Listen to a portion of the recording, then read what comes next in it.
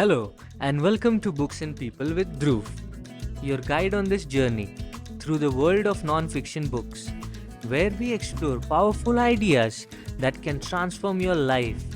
If you are passionate about personal growth and self development, you have come to the right place. The purpose of this show is to bridge the gap between books and people.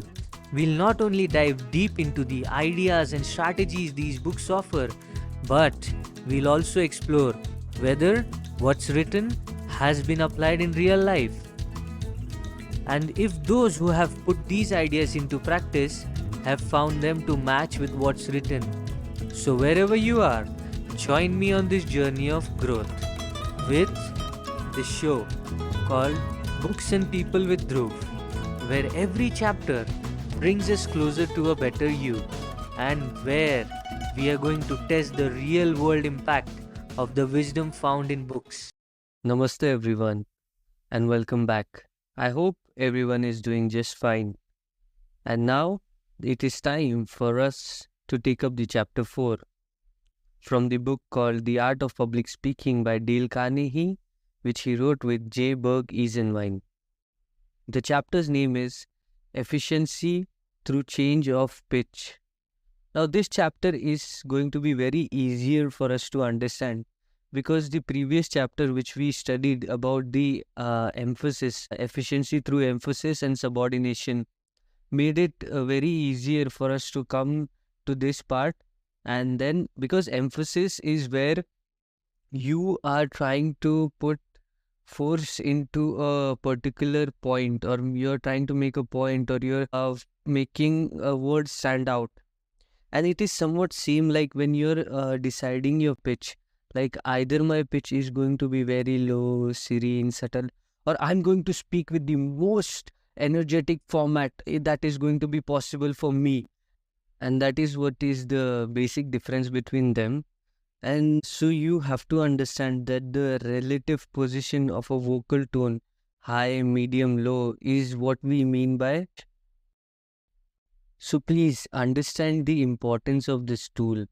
Your pitch is going to help you while you're interacting with an audience.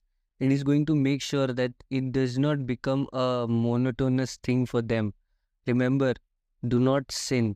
And these are the sins which can put us on the path of repentance. And why do we need to do that? When it is already laid, there is already a path which is laid for us to have bear good fruits. Then why not choose that? So, your pitch is one of those things which is going to help you be a better speaker in front of an audience. Do you remember the example of the guitarist? If he keeps on striking the same string again and again, how would you feel? Would you be interested in listening to him? The answer again is no. So, the moment he starts playing along with all those strings which are available to him, and through the permutation and combination of those strings, he makes sure that the most beautiful and all these new sounds come out of it. Like the birds, if you have ever heard them chirping, and if you have paid attention to it, they always make sure to change their tones. They always, sometimes it is a high pitch, low pitch.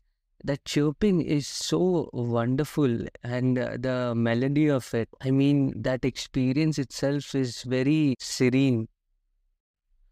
And it is also said, speech is simply a modified form of singing. And truly would agree that a speech is like a form of singing.